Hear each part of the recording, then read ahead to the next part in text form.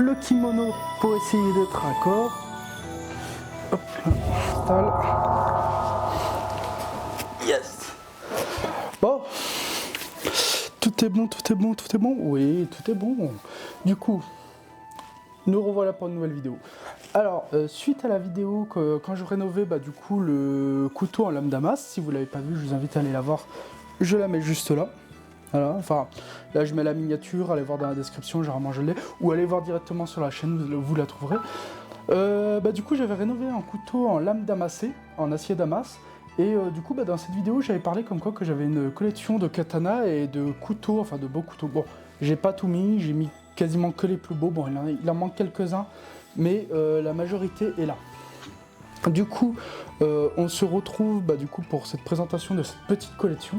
Avant de commencer toute chose, savoir que la plupart des pièces qui sont là sont en acier damas. Il en a quelques-uns qui ne sont pas en acier damas, mais la plupart est de l'acier damassé. Pour précision à peu près, alors je ne suis pas un expert, mais en gros pour vous expliquer un peu ce que c'est l'acier damas, c'est plusieurs couches d'acier, en gros c'est deux styles d'acier différents, un plus riche en carbone et un moins riche en carbone, en gros qu'on vient mélanger, qu'on vient replier sur soi-même, du coup ce qu'on appelle des couches. Du coup en gros il peut avoir des 3000 couches, 5000 couches, des 1000 couches, des 100 couches en gros, c'est-à-dire c'est le nombre de fois qu'il y a eu de plis dans l'acier. On peut même faire des décors dans cet acier en faisant des stries, en mettant certains éléments. Vous allez voir, moi j'en possède avec des décors sur les lames qui sont travaillés. En gros, vraiment, c'est voulu d'avoir fait ces décors. Ça permet en fait à l'acier d'avoir un côté très dur et d'avoir un côté en fait très flexible. En gros, ça permet de mélanger deux aciers différents, comme je vous dis, un plus riche en carbone, un moins riche en carbone. Je vous mets quelques illustrations, comme ça vous pourrez voir à peu près comment ça fait. Surtout la méthode, comment c'est fait. Alors, je ne pourrais pas rentrer dans les détails, comment vraiment c'est fait, mais je sais que les maîtres japonais, enfin les maîtres forgerons d'acier pour faire forger des lames, utilisent beaucoup cette méthode, surtout au Japon, même dans nos pays occidentaux, ça existe depuis des centaines et des centaines d'années. Je pourrais pas vraiment dire quelle date, si je trouve une date, je vous l'affiche, voilà. Mais du coup, en gros, vraiment, on utilise vraiment cet acier-là depuis des années et des années. Alors, pour commencer, en gros, moi, je possède 4 katanas qui sont là. Enfin, j'en possède d'autres, mais ceux-là sont vraiment les plus beaux. 4 katanas, en sachant qu'il en a un qui est très vieux. Alors, pour moi, j'avais fait vite fait une recherche, parce que, en gros, on peut démonter du coup la poignée et la garde, ce qui s'appelle la tsuba sur un katana, ils appellent ça la tsuba. Du coup on peut démonter la poignée et la tsuba, et dessous en fait on peut voir une signature. Du coup j'avais regardé en fait la signature, et du coup apparemment c'était un katana militaire, c'était destiné du coup à l'armée. Alors je pourrais plus vous dire si c'est l'armée japonaise ou si c'est une armée chinoise, enfin un pays asiatique, mais c'était un katana destiné en fait à l'armée, parce qu'il faisait aussi comme nous on a des sabres napoléoniens pour les soldats de l'époque de Napoléon, du coup ce qu'on appelle les cuirassés, et au Japon ils avaient la même chose avec des katanas militaires. Les 3 katanas qui sont là sont vraiment des katanas de coupe, c'est vraiment des katanas tranchants avec des belles lames tranchantes. Justement la lame de celui-là est en acier damas, c'est celui-là que je disais qui était en katana militaire. Et ces deux-là sont des katanas en acier, alors je ne pourrais plus vous dire vraiment quel acier c'est, mais en lame tranchante. C'est des vrais katanas, c'est pas des répliques qu'on pourrait acheter au supermarché, voilà. C'est vraiment des vrais katanas tranchants et destinés vraiment à faire de la coupe. Justement, petit détail qu'on pourra avoir, c'est que sur les poignets des vrais katanas, en fait, il y a des petites goupilles en bambou qui s'appellent des mezuki, si je me trompe pas.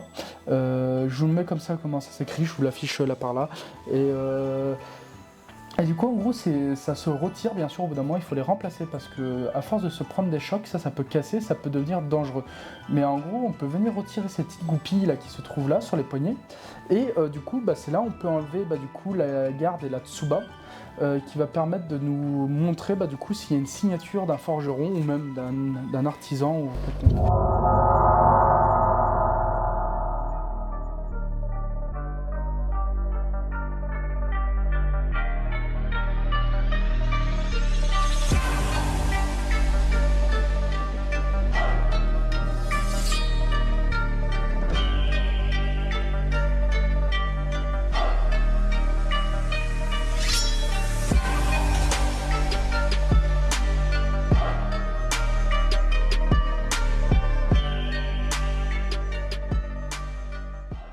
Alors, du coup là on se retrouve du coup avec le premier couteau que je pourrais vous présenter.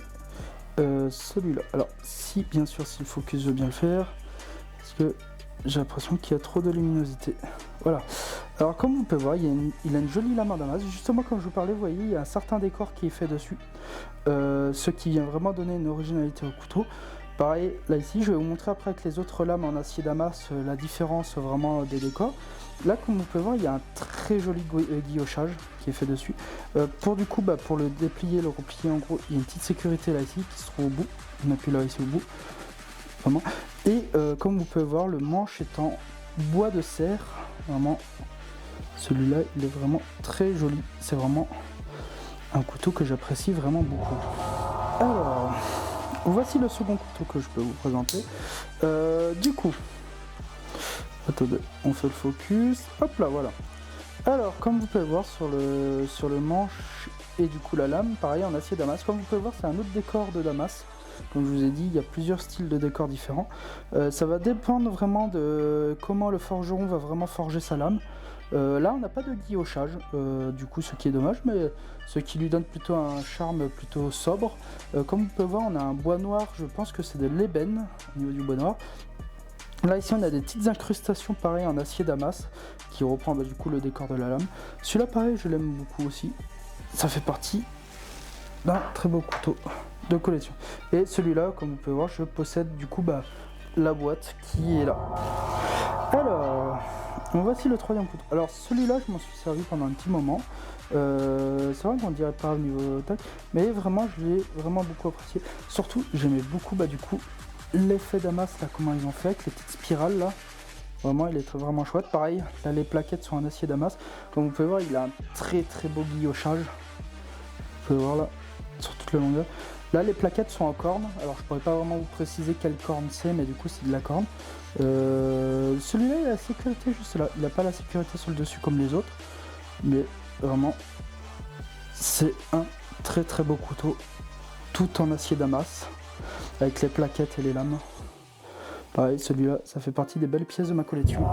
Alors, pour ceux qui auraient regardé ma première vidéo, du coup, sur la rénovation de ce couteau en acier damassé, du coup, le revoici.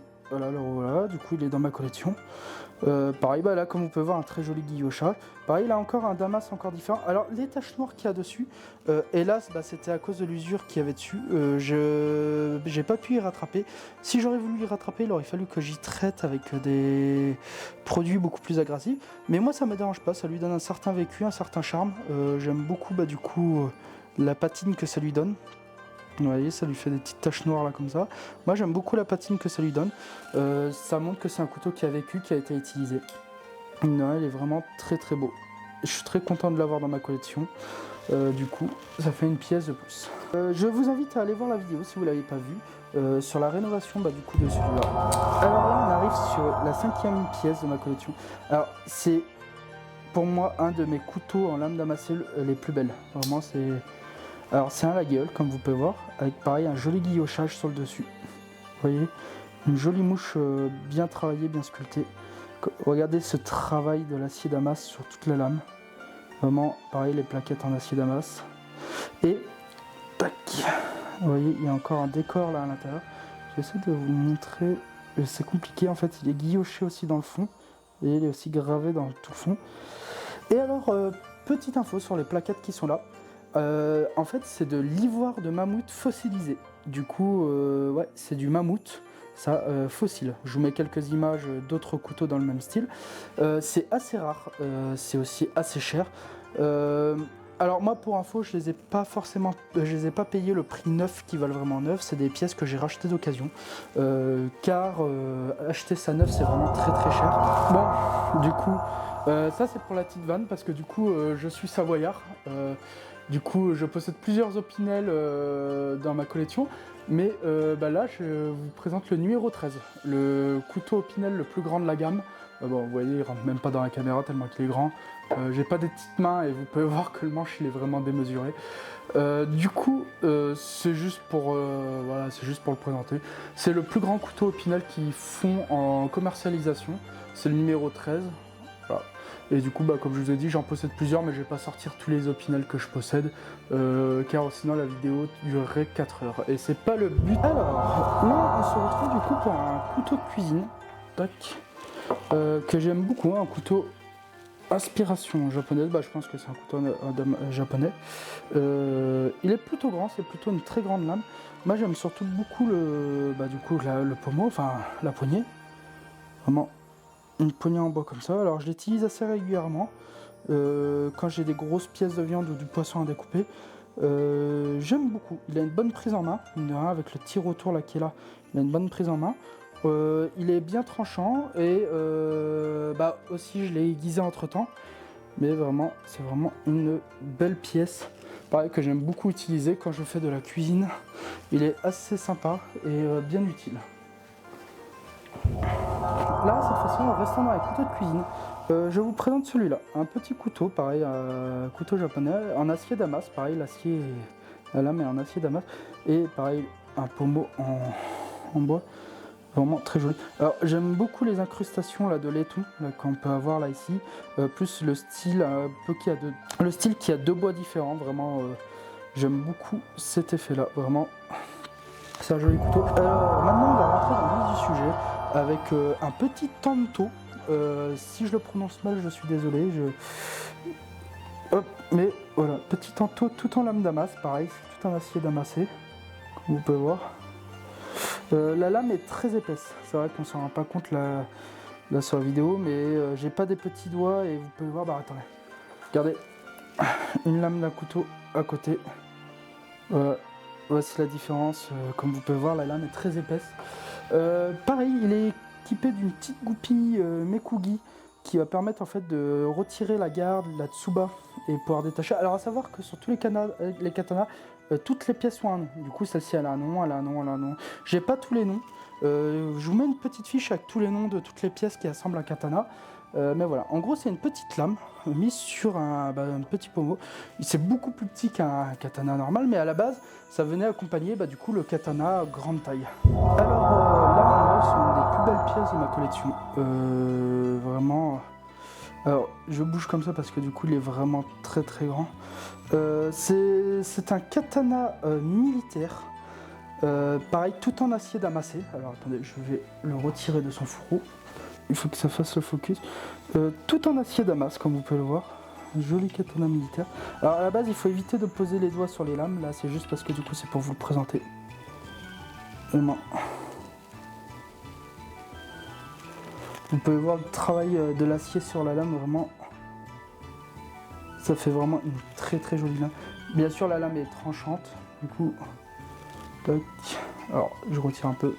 Ne vous inquiétez pas, c'est pas de la rouille qu'il y a dessus. Sur le bout, c'est une petite tache. Tac.